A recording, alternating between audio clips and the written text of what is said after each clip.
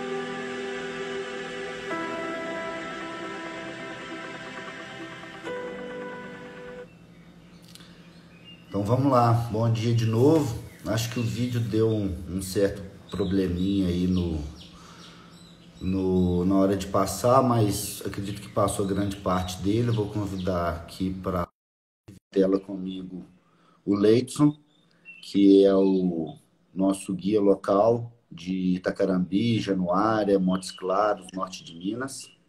Bom dia, Leidson. Bom dia, Lucas. Bom dia, pessoal. Tô te ouvindo bem. Tá dando umas travadinhas aí, mas normal. Cara, eu queria ter feito essa live lá fora, mas hoje eu dormi com 3 blusas, 3 meias e de luva, Tá cara. frio, hein? Pela primeira vez na vida eu dormi de luva. Hoje E tava aqui já frio não tá tão demais. frio. Tá frio aí no norte também? Aqui tá começando a esquentar. Nossa, ontem eu nem saí de casa, eu fiquei trancado dentro de casa praticamente o dia inteiro. Tá frio Tá demais aqui. frio, hein? Tá, eu não me aventuro a sair ali fora hoje também, não, acho não. Tá bem frio hoje. Eu não sei se você acompanhou o vídeo, deu para ver o vídeo todo ou cortou? Cortou, né? Uma parte. Eu tenho uma travadinha no começo, mas fluiu. Fluiu, Não que sei pro bom, pessoal aí, mas pra mim foi normal. que bom. Seguinte, obrigado por aceitar esse convite. Acordar às 7 horas da manhã não é fácil. Às vezes não acordar às 7, Obrigado acordar às pelo 6, convite. né? Para estar disponível às 7 para falar, né? Mas E eu já tô no ritmo de estar acordando mais cedo mesmo, tá normal. que bom. O tema é um tema muito legal, muito pertinente para esse tanto live que a gente tem feito. Para o pessoal que está entrando aí agora e não está acompanhando as lives desde o início, o Leidson foi um dos primeiros convidados das lives da É Sete mesmo. Turismo. Na época eu nem sabia que existia IGTV, que eu podia gravar live. Então eu fui aprendendo com o tempo. Então, Leidson, essa live de hoje vai ser gravada, vai ficar no IGTV da Sete Turismo, para a gente poder compartilhar para sempre aí para os nossos clientes, parceiros, colegas, etc. Beleza? Vamos deixar pra posteridade aí, né? Exatamente. Aqui eu não vou me alongar muito, porque o tema é muito interessante. O nosso script de hoje está puxado, né? Tem muito conteúdo. Eu queria, antes da gente entrar no tema Parque Nacional das Cavernas do Peruaçu, queria que você se apresentasse para os seguidores da Sete Turismo, que na maioria são guias de turismo, são, às vezes, funcionários de agência de operadores de turismo, às vezes dono de agências ou de operadores de turismo também. né, pessoas do trade aí, circuitos turísticos, funcionários de hotéis, gerentes de hotéis, investidores da hotelaria, empresas de transporte.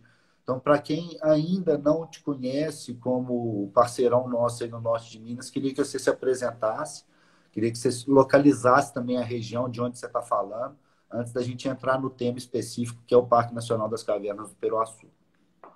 Ok. Então, para quem não me conhece, até vi que a Daiane está aí, chefe do parque, está aí também, né? Então, a responsa para falar do parque aí, né? Com a chefe presente também. Mas, enfim, eu sou o Leidson, né? Para quem não me conhece, eu trabalho com receptivo local aqui na região do Parque Nacional Cavernas do Peruaçu, fazendo as operações a partir do aeroporto de Montes Claros aqui para a região de Januária, Itacarambi. Engraçado, esses dias eu estava até conversando com o Helder numa outra live, a gente contando um pouco dessa história, como é que eu vim parar no turismo, né? Tudo começou com a espeleologia, através de um grupo de espeleologia que eu fazia parte, que era uma ONG que trabalhava com pesquisa em caverna aqui na região. E aí, em 2002, eu fui parar no Peruaçu. Assim, mesmo morando aqui na região, eu não conhecia, né? E aí eu fui parar no Peruaçu através da espeleologia, conheci, achei fantástico, né? Um lugar sensacional e daí eu fiquei na espeleologia. Depois comecei a levar os pesquisadores, porque a gente virou referência na área de cavernas aqui, começamos a levar os pesquisadores. E aí, daí eu despertei para o turismo e tal, e fui fazer faculdade de turismo, depois fui trabalhar em unidade de conservação. E aí já estou numa caminhada aí desde 2002, trabalhando com cavernas e com turismo desde 2006, que foi quando eu comecei a oferecer mesmo comercialmente o serviço de condutor de visitantes. Depois me fui no mesmo ano eu fui para a faculdade e daí fui só trabalhando com turismo mesmo e tal, junto com outros trabalhos, né? Porque até então a gente nem tinha mercado de turismo receptivo aqui, né? Esse mercado de turismo receptivo, a gente foi trabalhando muito em função de criar esse mercado para cá, que foi a partir de 2016 que foi a primeira ação promocional mesmo, assim, né, para atrair olhares do mercado regional para cá, inclusive a SET, a Primotour, a Espinhaf, e várias outras agências operadoras de Minas Gerais vieram para conhecer a Master, vieram para conhecer o Peruaçu e poder colocar isso na prateleira, assim, colocar esse produto na prateleira. Eu lembro e Você falou, compartilhei com você essas informações em 2005. Eu passei remando em sim, Januária e Itacarambi. E realmente, eu saí remando aqui da Serra do Cipó, de onde eu estou, e fui remando Rio São Francisco afora, e fui parar lá perto de Maceió, na Foz. E eu lembro que quando eu chão, hein? passei, foi rio, né? Foi água Chão pra não, caramba. água, né? Foi água pra caramba, mais de 2.000 quilômetros de remo. Mas eu lembro que quando eu passei em Januária e Itacarambi, o parque na época era fechado, só podia entrar pesquisadores. Eu lembro que eu Sim. escrevi isso no livro, que eu fiquei super curioso, com muita vontade de ir no parque, só que o parque estava fechado. Na época, a gente não conseguiu fazer muita coisa. Eu tive contato com algumas pessoas do IBAMA, na época não era ICMB, era IBAMA, e para tentar viabilizar uma visita nossa nas cavernas, mas a gente não conseguiu. Então, eu fiquei com água na boca para saber que dia que ia abrir, que dia que eu ia poder voltar para visitar, né, as maravilhas que tem aí no norte de Minas, que é totalmente uma coisa totalmente nova, né, para o turismo, né? Merece um livro, hein? Aqueles relatos lá que você estava me mandando dessa travessia aí. Sim. Agora explica para o pessoal onde que fica exatamente Itacarambi, Januária e o parque. Localiza para o pessoal que acho que quem trabalha com turismo, pelo menos eu, né? Acho que a grande maioria gosta também de geografia, gosta de mapa, gosta de ver estrada, quantos quilômetros são, esse tipo de coisa. Então localiza para o pessoal onde que é Itacarambi, Januária e o parque. Ó, deu certo você abrir aí o mapinha aí, né? Ó, Itacarambi tá bem no extremo norte de Minas aí, ó, esse espaço vermelho aí no mapa. A gente está bem próximo a essa crista aí no norte, né? E Itacarambi, ela é um município que ele abrange as duas margens do Rio São Francisco, né? Tanto a margem esquerda quanto a margem direita. Só que a cidade de Itacarambi está localizada à margem esquerda do Rio São Francisco, ok? Então a gente está aqui, os municípios que abrangem o território do parque são Itacarambi, Januária e São João das Missões. Onde a gente está, onde a RVC fica aqui, onde é a sede da RVC, é Itacarambi, que é o que está aparecendo em vermelho aí no mapa.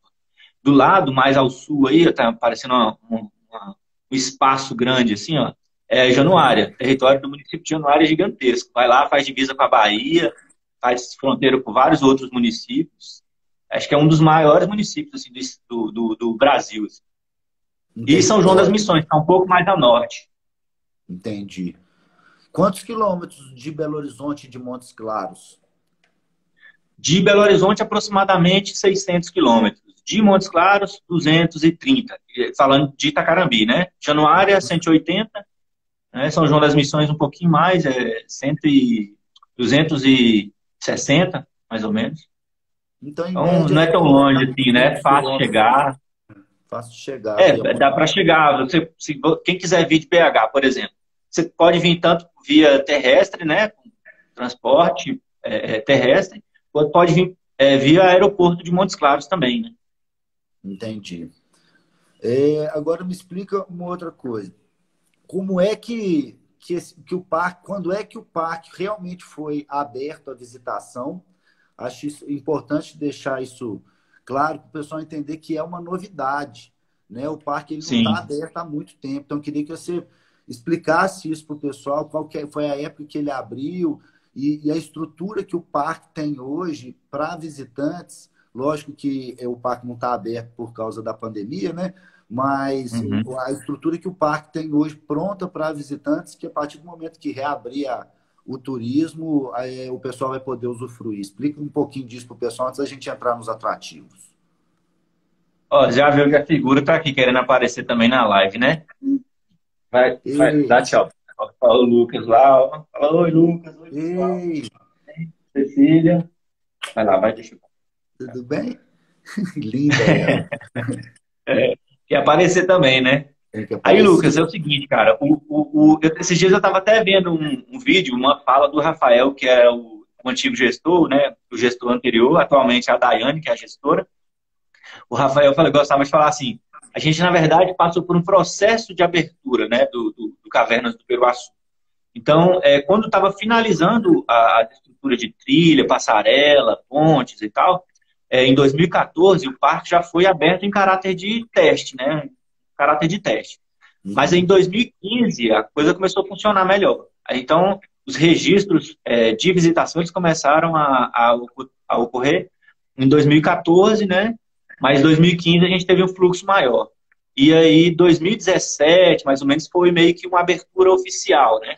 Digamos assim, 2017 foi oficial. Mas está rolando a visitação no parque desde 2015. Entendi, desde 2015. E agora, então, vamos pro que o pessoal gosta, que é isso daí, ó. É a arte rupestre, as cavernas. Explica um pouquinho para o pessoal o que é isso, qual que é a importância disso para o planeta, quanto tempo essas cavernas existem, essas inscrições rupestres que a gente vai ver aqui para frente nessas fotos que eu vou passar. As cavernas aqui do Vale do Peruaçu, elas estão meio que, como é que eu posso dizer? Elas estão meio que encravadas num maciço calcário, aqui nessa região do norte de Minas, onde foi um mar, né? E aí, o maciço calcário, ele exposto, ele fica sujeito, né, suscetível a processos erosivos por conta de chuva, dos rios que foram formados aqui, no caso, o rio Peruaçu, né? Que foi escavando a rocha e foi formando essa paisagem maravilhosa aí da Gruta do Janelão que você está mostrando aí, e várias outras, né? A importância dessas cavernas, assim, eu até sou suspeito para falar, né? Trabalhei uma época com caverna, sou apaixonado com caverna. Então, as cavernas, elas são responsáveis por resguardar fontes de recurso hídrico, fauna e flora, no nosso caso aqui, né? A parte superior, né? Do afloramento calcário, onde ocorre a floresta e tal, tem uma flora muito particular, né? No interior das cavernas, normalmente ocorre uma fauna muito específica, né? Algumas espécies de fauna de caverna, elas ocorrem unicamente naquele Dentro da ambiente, um caverna. ambiente de Sim. caverna. Então, isso para a natureza, né, para o aspecto natural, é importantíssimo. Nós temos aqui uma caverna chamada Olhos d'Água, ela não é aberta para visitação, onde ocorre um bagre cego, é um bagre albino, é uma espécie que, até onde se sabe, né, adulto, ele chega a uns 15 centímetros e tal. E ele é quase que transparente. Você olha, você consegue ver o aparelho digestivo dele e tal. Ele não tem olhos, né? Então, é um bichinho que, até onde se sabe, né, até onde a ciência sabe até agora, ele só ocorre nessa caverna. Não encontraram a mesma espécie em outra caverna. Então, daí você tem noção, assim, começa a ter noção da importância que as cavernas têm enquanto patrimônio, né, assim, da humanidade, né, para todos nós. Interessante. Você Agora, me perguntou da explica área da um arte negócio. rupestre também, né? Sim, Oi? agora me explica uma coisa. Sobre os pássaros, você disse que essa gruta onde está esse peixinho muito especial, o bagre transparente, que você vê o aparelho digestivo dele, está fechado. Mas o que que o turista pode fazer dentro do parque que é imperdível na região e que você considera que tem que estar incluso em todos os roteiros das pessoas que visitam o norte de Minas para conhecer o Parque Nacional das Cavernas do Peruaçu? Só um detalhe, gente, a gente não vai falar de cachaça hoje. Norte de Minas e cachaça tem muito a ver, mas a gente não vai falar de cachaça. A gente vai ter uma live com uma cachacier, Ana, daqui a alguns dias. Então, hoje o tema é caverna, tá? Se alguém tiver alguma pergunta, pode mandar na caixinha aqui embaixo, que o Leidson responde. Mas o tema hoje é Parque Nacional das Cavernas do Peruaçu, cavernas, pinturas rupestres, sítios arqueológicos, né? Paleontologia e arqueologia, né? Não tem muito cachaça hoje, não. Até tem para beber lá, né? Mas não faz parte do script Faz do parte dos dia, não. passeios, né? Faz parte do passeio, mas o tema hoje é falar do parque, que é muito rico e muito valioso, a gente aproveitar esses 60 minutos para falar sobre ele. Ô, Lucas, eu acho que imperdível, tem muita coisa que é imperdível. Mas dentro do parque, pensando assim, dentro do parque, o que que você vai para lá, vai visitar a região, o que que você não pode deixar de visitar? A Gruta do Janelão. O Janelão é uma caverna sensacional. Eu costumo dizer o seguinte, é um mundo à parte. Apesar do parque inteiro ser maravilhoso, mas a caverna, a Gruta do Janelão, ela é um universo à parte dentro do parque. E quem já foi, quem conhece, sabe do que eu estou falando. É outro mundo dentro do parque, né? Mas aí tem o Arco do André, que também é outra trilha sensacional, assim, é um conjunto diferente de atrativos, né? Com mirante, com canyon, com cavernas, né? Com trilha, enfim, é um lugar incrível, assim. A trilha do Arco do André também é imperdível, porém, aí o porém da trilha do Arco do André é que é uma trilha mais difícil, tem vários obstáculos, né? Você tem que transpor blocos de rocha, tem que saltar de uma rocha para outra em alguns lugares, tem lugares muito íngremes para subir, para descer. Então é uma trilha mais difícil. É a trilha mais difícil do parque e com a que tem menos equipamentos facilitadores para a caminhada, para o visitante. Assim. Então, também é imperdível, porém, se a pessoa tem alguma dificuldade de mobilidade, eu não recomendo. Né? Ok. Ou algum problema de pressão, de essas coisas que podem dificultar a mobilidade da pessoa, assim, sabe? Mas tem também a Lapa dos Desenhos, que é um sítio arqueológico com um painel com arte rupestre, que tem mais de 2.000 figuras no mesmo painel. Né? Então, são vários estilos, várias técnicas para poder fazer os desenhos, vários períodos diferentes. Essa que você está mostrando aí é Lapa do Caboclo, que também é sensacional, imperdível. É um painel com várias figuras geométricas, e aí cada lugar que eu estou falando, ele tem uma particularidade. Lapa dos Desenhos, por exemplo, são mais bichos desenhados. Tem geométricas também, mas aí no caso da Lapa do Caboclo, ela tem mais figuras geométricas. E é um painel bem colorido, né? Amarelo, vermelho, preto, algumas figuras em branco. Ainda é Lapa do Caboclo aí. Então é um painel também considerável, né? De uma dimensão considerável. eu acredito que deve ter uns 40, 50 metros assim, de extensão, né? De espaço de painel desenhado, assim. É incrível esse lugar. E aí ele faz parte da trilha que vai para a Lapa do Carlúcio, né? E aí você passa por alguns mirantes e tal. E aí Lapa do Caboclo e Lapa do Carlúcio junto. Essas aí que você já está mostrando é da Caverna de Janelão. Deixa eu Aí te é os fazer uma cogumelos pergunta. vermelhos. O turista chegou em Montes Claros, fez o transfer para Itacarambi ou Januária, que são as cidades que a gente utiliza para pernoitar aí na região. Se o turista quer um hotel com uma cidade com uma infraestrutura maior, a gente recomenda Januária. E se o turista quer ter uma Sim, experiência ficar mais próximo do parque, a gente recomenda Itacarambi, não é isso? isso. Então, no primeiro dia, ele fez o traslado, chegou na pousada ou no hotel, dormiu, descansou, e no outro dia ele foi para o parque. Quantos quilômetros ele anda e quais atrativos ele visita nessa primeira rota sugerida pelo Leidson aí? Tá, vamos lá então. Aqui, ó. Geralmente o que que eu faço? Lapa do Caboclo e Lapa do Carlúcio é o primeiro roteiro, junto com Bonita, Boquete e Lapa do Índio, que é essa que você está mostrando na foto aí agora, é Lapa do Índio. Uhum.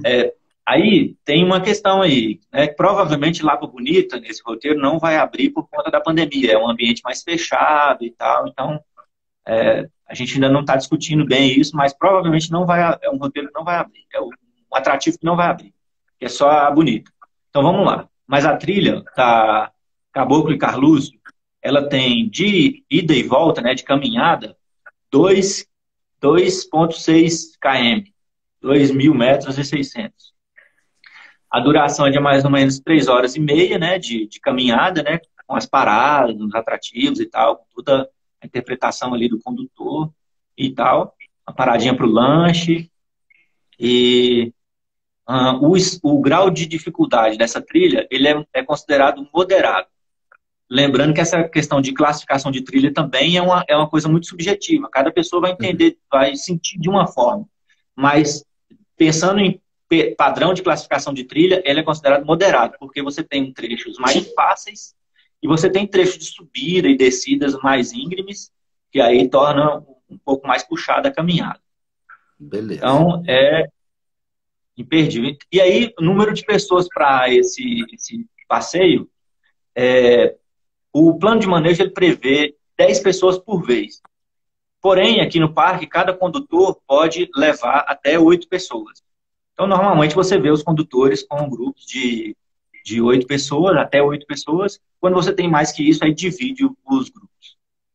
Mais que Ok. 8, né? Aí você já divide. E os Aí, na passeios, Lapa do eles são Índio... todos os passeios Oi. são guiados, né? Todos os passeios são conduzidos pelos condutores locais. O Leidson é um guia local, Aham. credenciado dentro do Parque do Peruaçu. Ele acompanha os grupos nossos da Sete Turismo. Ele leva quase que de mão dada, né? Agora com o afastamento É isso social, aí. agora com o cotovelo, né? Que cumprimenta. Mas É, ele vai junto do pessoal e faz toda a interpretação das pinturas e também das cavernas, não é isso? é isso aí. Lembrando que o condutor aqui no parque é obrigatório, né? É obrigatório, exatamente. Isso é importante deixar claro para o pessoal. Uma outra pergunta que fizeram aqui na caixinha da, das perguntas, que é essa daqui, ó. Quanto tempo deve ser reservado para a visita? 2 dias? O que você me fala sobre isso, Leitos? 4 dias é o ideal para conhecer todos os atrativos do parque, né? Abertos à visitação. 4 dias. Porém, se a pessoa tem alguma dificuldade de mobilidade, aquilo que eu falei, aí, que não pode ir no Arco do André, por exemplo, 3 dias é o suficiente. Entendi. Então, ok. No primeiro dia, a gente visitou pra caramba, caminhou. Quantos quilômetros que a gente caminhou no primeiro dia? Que você falou? Ó, 2.600. aqui, pensando em Lapa do Caboclo Carlucci, mais um outro passeio, em média, 5, 6 quilômetros. Então, no primeiro dia a gente caminhou 6 quilômetros, fez um almoço tardio, né? Eu falo que é o almojanta, de quem gosta Aham. de atividade de natureza, acaba fazendo o almojanta, almoço e janta ao mesmo tempo. Vai para o hotel dormir cedo, porque no outro dia também vai ter atividade para conhecer mais cavernas, mais sítios arqueológicos. E aí, qual que é a rota, quantos quilômetros, Para quais o segundo atrativos dia. que existem? Para o segundo dia, eu costumo fazer Lapa do Rezar e Lapa dos Desenhos. Lapa do Rezar também é um sítio arqueológico, né, na entrada da caverna, uma caverna gigante, ao fundo assim do paredão. Um painel com arte rupestre também grande, né, com várias pinturas. E aí, a distância dessa trilha, para ir e voltar, é de 2.400 metros, né, 2,4 km. Uhum. 3 horas e meia, duração também. Também 10 pessoas por vez, né, a mesma coisa do anterior. E o esforço é moderado, né, o grau de dificuldade é também considerado moderado. Aí, porque a trilha você tem um trecho plano, quando você está próximo da caverna, aí você tem uma subida íngreme, né? E vai subindo, subindo, subindo. Aí intensifica o grau de dificuldade. Depois, Lapa dos Desenhos, mais 2,6 km, já é considerado moderado também, por conta da característica ser a mesma. É plano e depois, quando está chegando, você começa a subir, subir, subir, até chegar no painel com arte rupestre. Mesma coisa, 10 pessoas por vez. Esse trecho aí, dessa foto que você está mostrando aí, é um trecho da trilha da Lapa dos Desenhos, que é a ponte que atravessa o rio Peruaçu. Posso Então o parque fazer está uma bem pergunta? estruturado, né? Uma Sim, fica à pergunta vontade. que assim não tem muito a ver, me desculpem todos, mas eu fiquei muito curioso. Essa marquinha que tem no canto direito da ponte é uma marquinha de uma trilha de longo percurso. Eu sou Aham. fissurado com corrida de montanha, eu adoro corrida, trilha de longo percurso. Qual que é a trilha de longo percurso que passa aí dentro do parque? A trilha do Arco do André, cara. Ah, e quantos quilômetros Arco do que são? André. Hã? Quantos quilômetros que são para fazer essa trilha toda aí? Ela tem, oficialmente, são 8 quilômetros.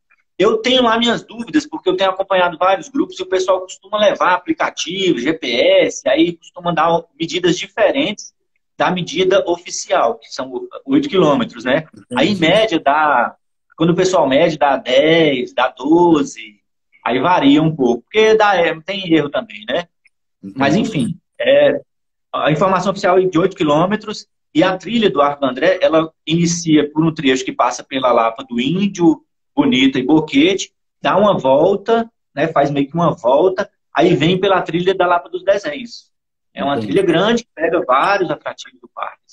Legal, legal, não, muito legal. Isso daí, isso é o que eu gosto de fazer, sair correndo no meio do mato aí e visitar um monte de lugares diferentes. É Agora bem me sua fala cara mesmo.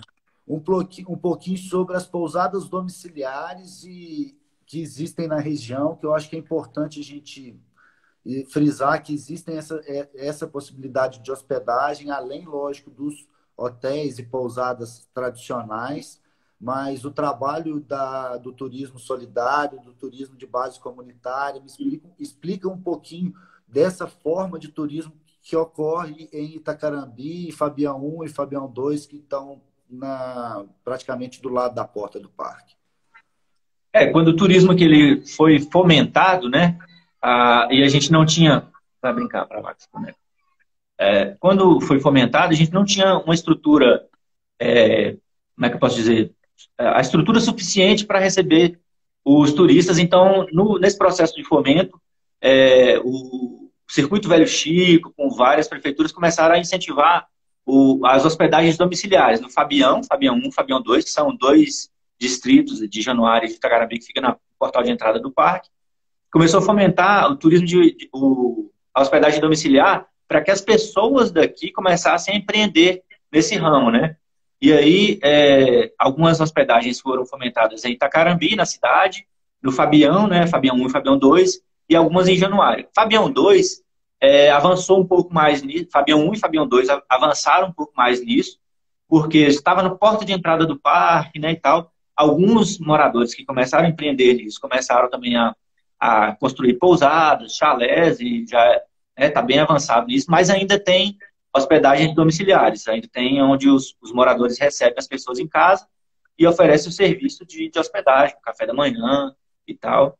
E a gente trabalha aqui também com o turismo de base comunitária. Essa foto, inclusive, é da Ilha do Genipapo, que é uma ilha do Rio São Francisco, né, com a comunidade tradicional vazanteira, onde a gente faz um passeio de barco com os pescadores até a ilha, saindo de Itacarambi até a ilha, e lá as pessoas vão ter uma experiência de... É uma experiência mais cultural, porque a pessoa vai conhecer um pouco da cultura vazanteira, quem é o vazanteiro, onde que ele mora, como que ele vive, né, e tal. E aí vai degustar a culinária local ali do vazanteiro, ali na ilha do Genipapo. E aí ela vai poder tomar um banho de Rio São Francisco, né, porque tem as praias do Rio São Francisco também. As pessoas, dependendo da época do ano, ela consegue tomar banho com segurança. E essa foto é de um grupo de São Paulo que a gente recebeu e foi fantástica a experiência com esse grupo, que era um grupo de pessoal da melhor idade, assim. E aí o pessoal ficou maravilhado, porque eles não conheciam essa população tradicional vazanteira, né? Que é o vazanteiro em si, né? Que é o pessoal que o modo de vida deles ele é adaptado ao ciclo de cheia e vazante do rio, daí o nome vazanteiro, né? Entendi. Então, quando o rio enche, eles têm que, muitas vezes, até ficar confinado num espaço menor, ou muitas vezes até sair dali e ir para a cidade. Muitos têm casa na cidade também, né? Ou vai para casa de algum parente e tal. Aí volta para a cidade. Outro, quando o rio vaza, quando o rio desce, aí eles começam a ocupar esses espaços plantando, né? Aí vai formando alguns ambientes específicos, assim, o lameiro, a praia, e cada lugar tem uma utilidade diferente para um determinado tipo de plantio. Tem duas perguntas aqui, ó. Qual o investimento para esta experiência? Depende. Mas, vamos lá. Se você for... Tô até com um negócio aberto aqui, ó. Para duas pessoas considerando que a gente vai fazer 3 dias no parque com tudo incluso, tudo. O transfer do aeroporto, ida e volta, o transfer dentro do parque, hospedagem, refeição e tudo. O guia, os condutores e tal, vai dar uma média aí de 2.600 por pessoa. Isso duas pessoas, né? E um casal Tudo, 2.600 por pessoa. É lógico que nessa nova realidade, as pessoas que viajam no carro próprio e Sim. podem utilizar o seu serviço só de guiamento dentro do parque, a gente consegue empacotar, vamos falar assim, né? Montar essa rota de uma forma, vamos falar assim, um pouco fora do normal devido à nova realidade. Mas dentro da realidade que a gente vivia anteriormente, né? Do pessoal chegando no aeroporto, a gente buscando eles no aeroporto, fazendo traslado, etc. Seria mais a partir disso, né? E lógico que incluindo ou tirando algum outro serviço, o preço muda um pouquinho, né? Só para ela ter uma noção. Eu resolvi abrir aqui o meu computador, eu peguei ele aqui, porque eu quero ler exatamente o que eu vi quando eu estava no Rio São Francisco em 2005, quando eu estava passando em Januário e Itacarambi. Eu vou ver se eu acho que há tempo da live. Mas vamos seguir. A gente parou lá no meio do segundo dia, pô. Eu te interrompi lá, você está falando do segundo dia, você não explicou para o pessoal o terceiro dia. Você falou os atrativos do primeiro dia, a rota do primeiro dia, quantos quilômetros são. Você falou o segundo dia, aí eu te interrompi e a gente foi para um outro caminho, esqueceu de falar do terceiro dia. Terceiro dia é o seguinte, você vai fazer em 3 dias, aí eu recomendo o quê? Faz o Arco do André, entendeu? Faz o Arco do André e no quarto dia fecha com o janelão, que é fechar com chave de ouro. Mas aí o Arco do André é aquilo que eu falei, né? São 8 quilômetros de trilha com vários trechos de subida intensa, íngreme, descida íngreme, mas 7 horas aproximadamente de duração da caminhada, né? Em média, né? Porque tem gente que faz até com o Helder, inclusive, cara, fez com 3 horas e meia. Né? O Helder fez na caminhada, assim, na paulada, assim, ele e o Rosivaldo, um outro condutor amigo nosso aqui, e aí fez em 3 horas e meia. Mas foi, assim, para poder acompanhar um outro grupo que estava vindo com a gente, que a gente estava num outro passeio para chegar a tempo. Mas, em média, são 7 horas, 6 horas, né, a duração. E aí tem uma particularidade, o Arco do André, que é Nos outros, a gente tem os condutores podem conduzir até 8 pessoas de cada vez, né? Por vez. No Arco do André, são 4 pessoas por vez, por conta das condições da trilha, né? Então tem essa particularidade também. É um roteiro que tem um custo maior que os outros, né? É uma trilha que tem um custo maior por conta disso também. E aí, no quarto dia, eu já recomendo fazer a Janelão, que também é uma trilha puxada, né? É considerado um esforço, né, significativo, né? É Quantos uma trilha quilômetros? semi-pesada. Ela não é pesada que nem a Arco do André, mas ela chega ali perto, entendeu?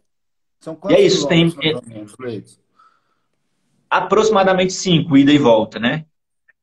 E aí, duração entre 3 horas e 4 horas de caminhada, assim. Vai muito do grupo, né? Isso com todas as paradas e tal. Vai muito do grupo, porque tem grupo que quer parar mais, fotografar mais, né? Apreciar, ficar mais tempo ali. Tem uma Ok? pergunta que apareceu aqui agora, que é essa aqui, ó. É uma pergunta pertinente, que eu acho que é a preocupação de todo mundo que visita a caverna. As Não, cavernas não, são não tem. secas ou se tem risco de inundação? É uma boa pergunta, Ana. Obrigado pela pergunta. Inclusive, ela é que é a nossa especialista em cachaça, que em breve a gente vai estar fazendo uma live sobre as cachaças também do norte de Minas, né? Porque não é só no norte de Minas que tem cachaça boa. O norte de Minas é muito conhecido, mas não é só aí. Mas vamos lá. As cavernas são secas ou tem risco de inundação, Leite? Não, não tem risco de inundação, não. Tem água em algumas delas, né?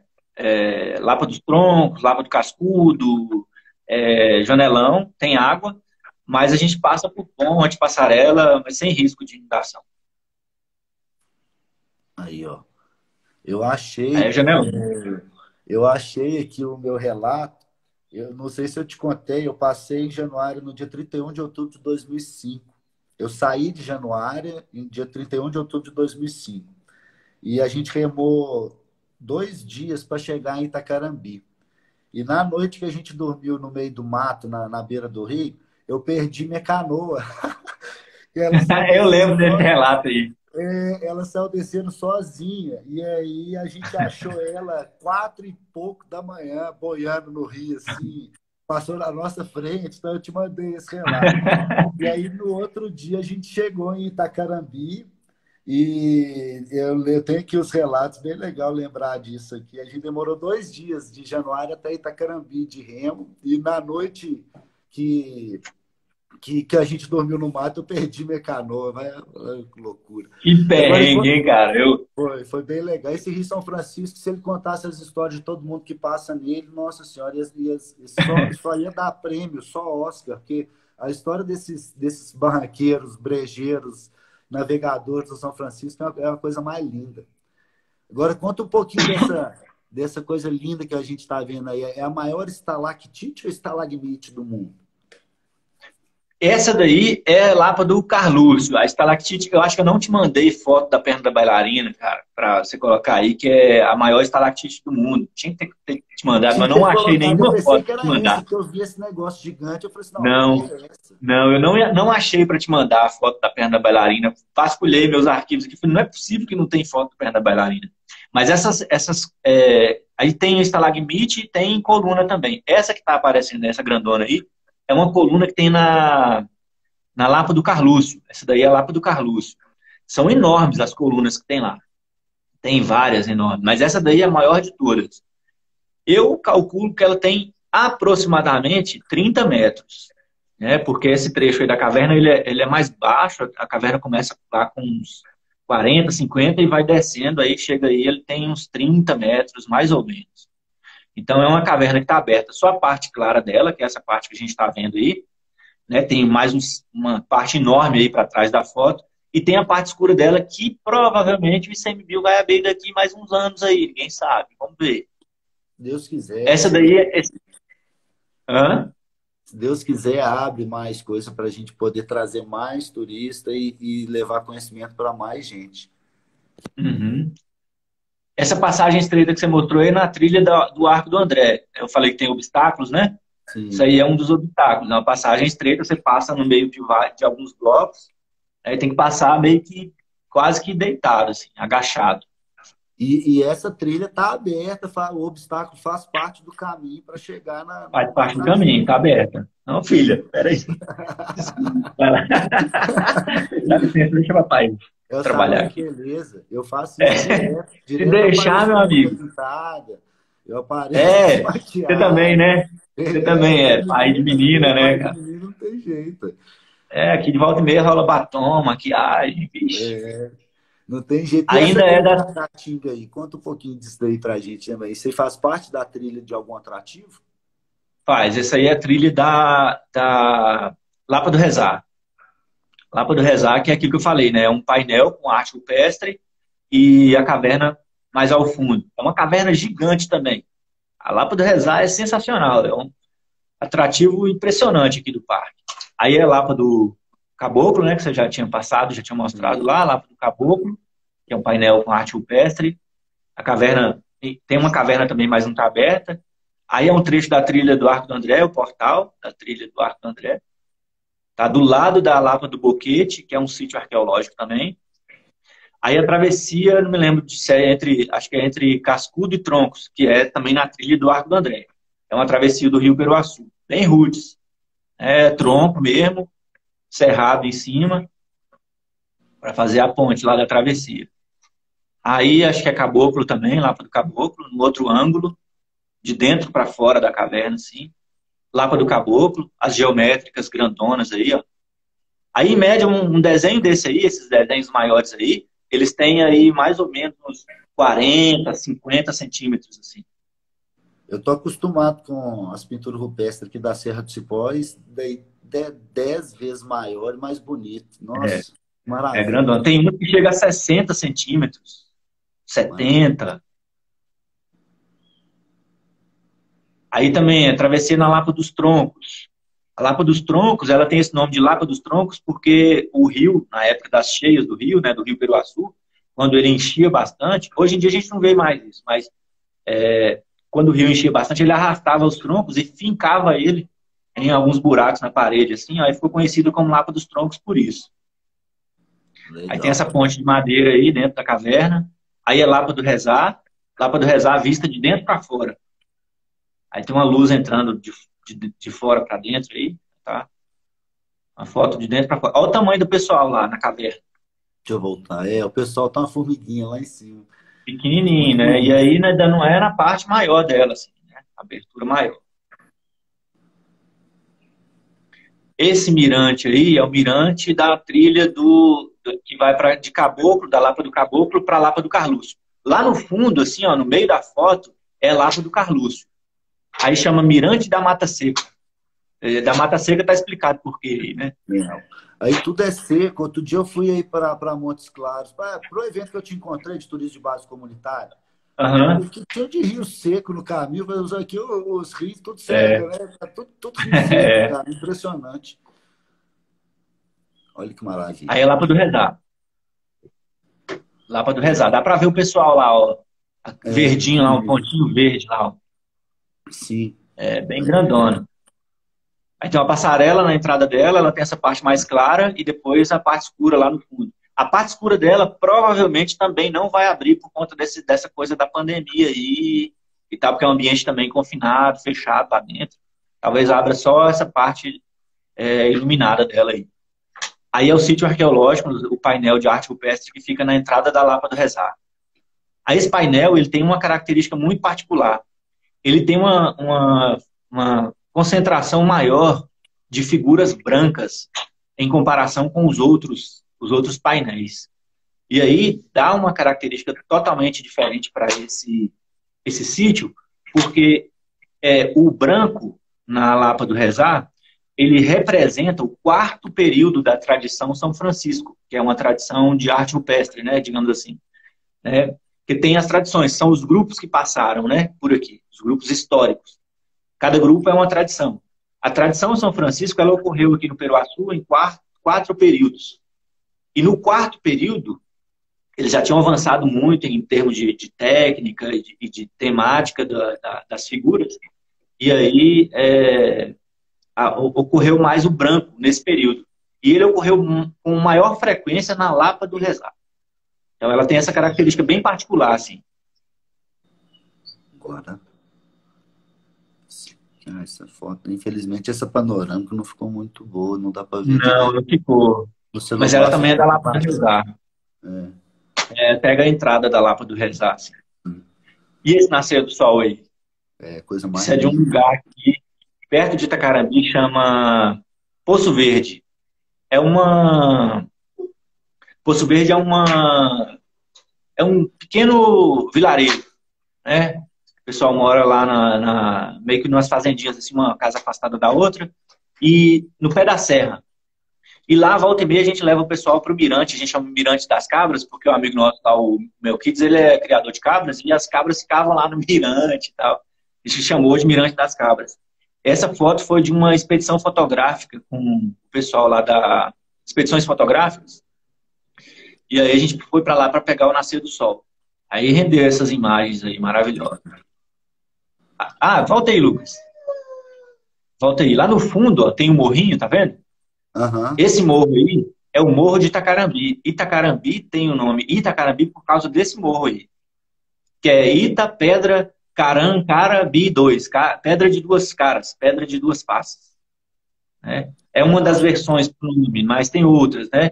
Peixe que nada em volta da pedra, porque o rio São Francisco está atrás dele. Aí quando o rio enche, dá a volta na pedra e o peixe pode nadar em volta da pedra. Uma outra versão para o nome Itacarambi é rio que dá a volta na pedra. Entendeu? Então tem essas versões aí para o nome de Itacarambi, tudo em função do morro. Legal. Esse daí não ficou boa. No celular tá muito melhor aqui, não dá para entender direito porque corta um pedaço da foto. Mas essa foto Mas aí é uma subida da travessia do Arco do André. Aí é o Arco do André. Então a gente está atravessando ele aí. Aí é uma trincheira da escavação da Lapa do Boquete. Aí Lapa do Boquete é um sítio arqueológico, né, onde só daí saíram pelo menos 6 esqueletos. No trabalho da arqueologia lá da UFMG, com o USP. Aí a Lapa dos Desenhos, que é o painel que eu falei que tem mais de 2.000 figuras, né, no mesmo espaço. Aí uma figura lá da Lapa do Boquete, que eu acabei de falar, que tem a trincheira escavada. Lapa do Boquete. Parece uma... Cara, se tiver fora de ordem, você me desculpa, eu salvei na ordem. Eu acho que o Instagram... Sem problema, sem problema. Vamos falando aqui. Aí também Mirante das Cabras, né? Lá no Poço Verde. Poço Verde também é um roteiro, um passeio que a gente faz, uma trilha que a gente faz. Uma trilha mais light, mas bem legal para você caminhar no alto da serra lá, vendo a paisagem a gente chama de Jardim Rupestre.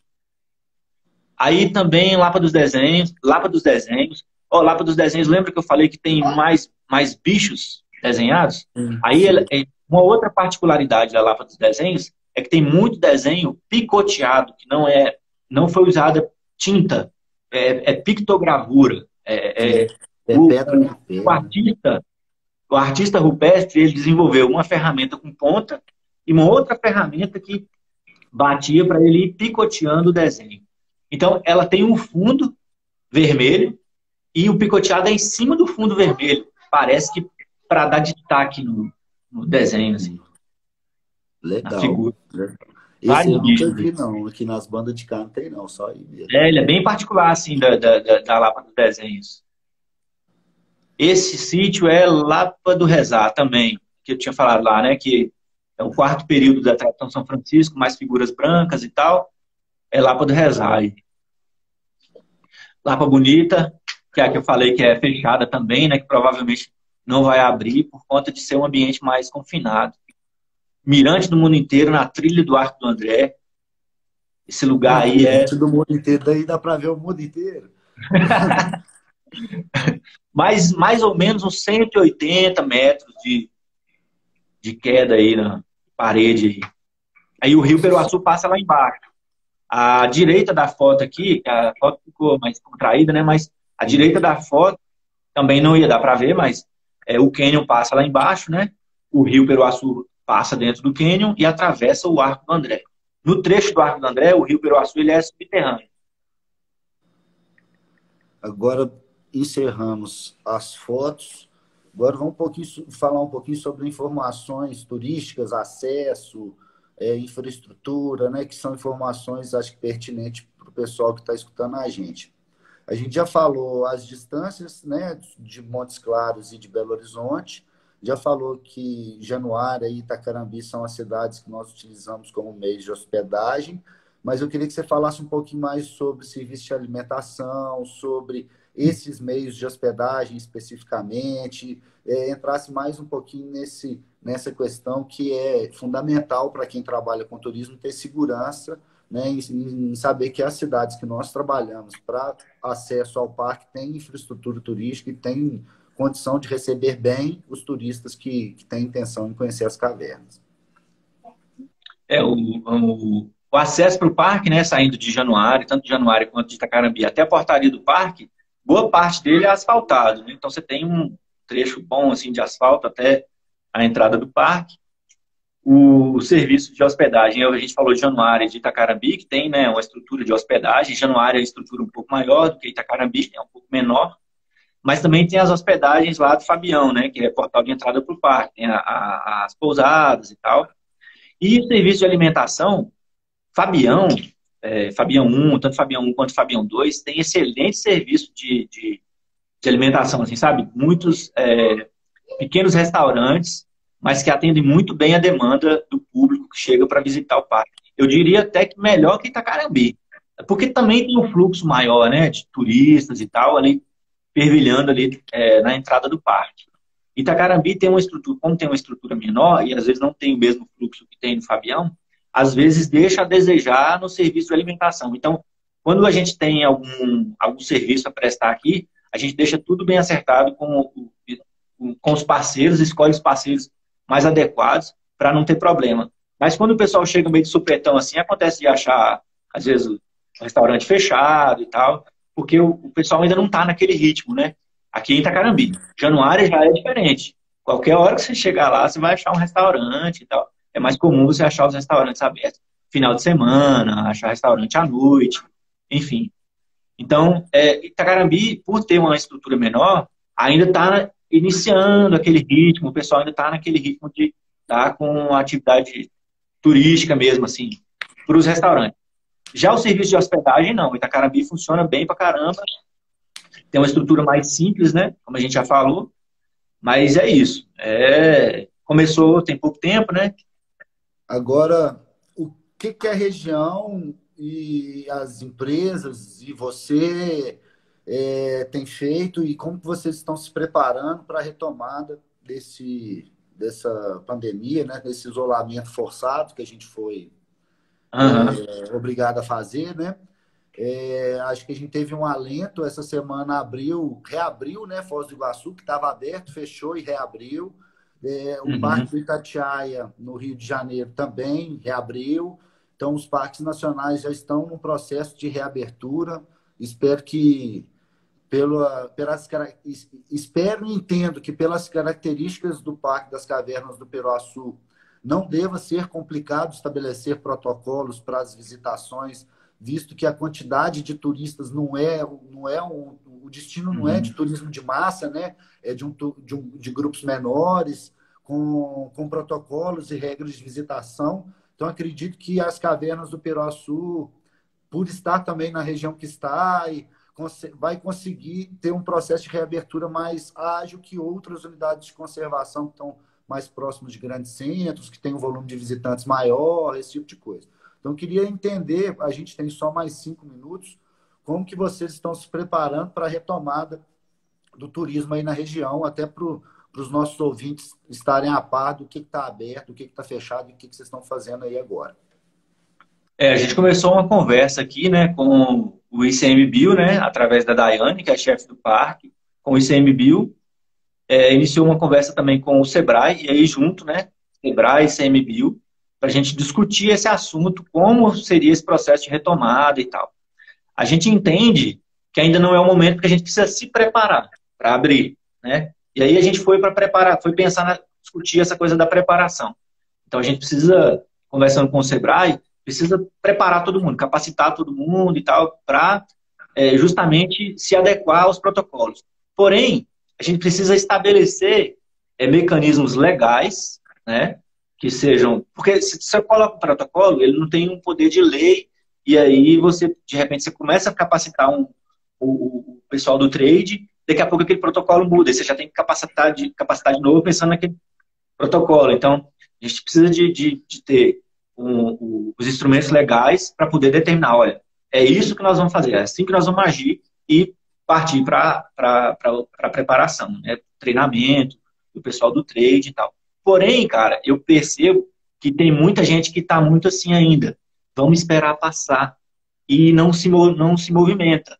Então, pensando nisso, a gente tem uma articulação também com o Conselho Municipal de Turismo, que aí a gente está com outra discussão. Então, é lento, é um processo lento, porque você tem que...